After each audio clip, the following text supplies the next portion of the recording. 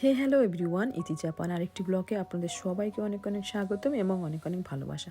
আজকের ব্লগটা অন্যরকম। আজকের ছেলের স্কুল থেকে ওদেকাকে আছে।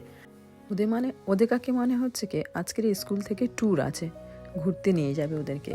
তো বাড়ি থেকে এরকম খাবার তৈরি করে দিতে হবে। তো আমি হাতের সঙ্গে কী করেছিলাম, যে শার্কগুলো আছে ক্যানে থাকে ওটা মিক্সড করে দিয়েছি, দিয়ে আজকের জাপানিজ অনিগিরি তৈরি করব। আসুন দেখি জাপানিজরা কিভাবে অনিগিরি তৈরি করে।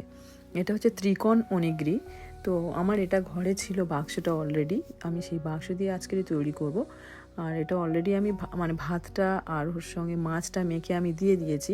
এবার একটা মানে সাংকাকু যেটা বলা হয়, সাংকাকুটা হচ্ছে কি আমাদের ইংলিশে যেটা বলা হয় ত্রিকোণ।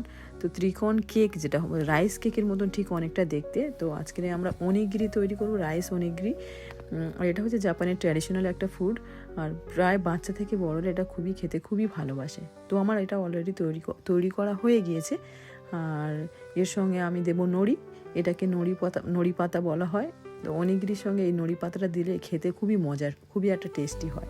তো আমি দুটো অনিগিরি তৈরি করেছিলাম, ছেলে আমাকে বলেছিল একটা দিতে, তো আমি ওকে দুটো দিয়েছি। অ্যাকচুয়ালি যখন ওদেরকে হয় মানে ট্যুর, যখন স্কুল থেকে ট্যুরে নিয়ে যায় অল্প খাবার দিতে বলা হয়, কারণ ওরা বেশি হাঁটাচলা করে এবং অনেক জায়গায় অনেক কিছু দেখতে যায়, ঘোরাফেরা করে, বেশি চলাফেরা করে, সেই জন্য করে অল্প খাবার খেলে হাঁটতে সুবিধা হয়। বাট আমরা বাঙালি, আমরা চাই আমাদের ছেলেমেয়েরা বেশি বেশি খাক। তো আমি সেই ভেবে দুটো দিয়েছি। তো আমার ছেলে আমাকে বারবার বলছিল, মামা তুমি একটা দাও। তো আমি ওকে দুটো তৈরি করেছি, আমি অলরেডি দুটো তৈরি করে ফেলেছি। তো কিছু করার নেই। আর আমি সুন্দর করে ওটাকে র্যাপিং পেপারে দিচ্ছি, কারণ হচ্ছে কি এটা দিলে ভাতটা মানে ওই কেকটা শক্ত হয়ে যায় না, নরম এবং খেতেও সুন্দর থাকে, সফট, আর খেতে টেস্টটাও ভালো হয়। সেই জন্য আমি র্যাপিং পেপারে প্যাকিং করে দিয়ে দিয়েছি। আর সঙ্গে দিচ্ছি কিছু লটাস, কারণ হচ্ছে কি সবজি থাকাটা মাস্ট।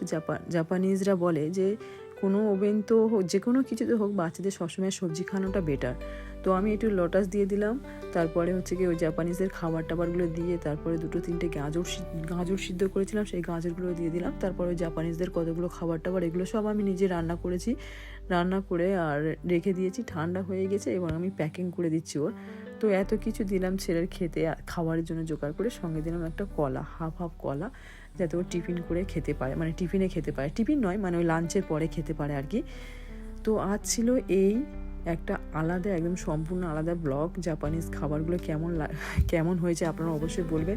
এরকম একটা ব্যাগের মধ্যে এটা দিয়ে দিলাম, যাতে এই ব্যাগের মধ্যে খাবারটা দিলে নষ্ট না হয়। এটা হচ্ছে কি এটা কি বলে, ওভেন তো ব্যাগ বলা হয় অ্যাকচুয়ালি জাপানিজ, বিশেষ করে শুধু খাবারের জন্য, টিফিন বক্সের জন্য, টিফিন বা লাঞ্চ বক্সের জন্য এই ব্যাগটা বিশেষ করে তৈরি করা হয়েছে, যাতে খাবারগুলো নষ্ট না হয়ে যায়। তো ছেলের এখন মানে ও ঘুরে এসছে, জিজ্ঞেস করলাম কেমন হয়েছে, ও বললো তোমার খাবারটা খুব ভালো হয়েছে, থ্যাংক ইউ।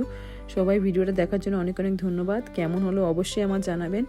আর সবাই ভালো থাকবেন, সুস্থ থাকবেন। যদি আমার ভিডিও ভালো লেগে থাকে অবশ্যই আমার ইউটিউব চ্যানেলটাকে সাবস্ক্রাইব করবেন। যারা আমার ফেসবুকে আছে আমার ফেসবুক চ্যানেলটাকে ফলো করবেন, যাতে আমার নোটিফিকেশান আপনাদের কাছে গিয়ে পৌঁছায়। সুস্থ থাকবেন।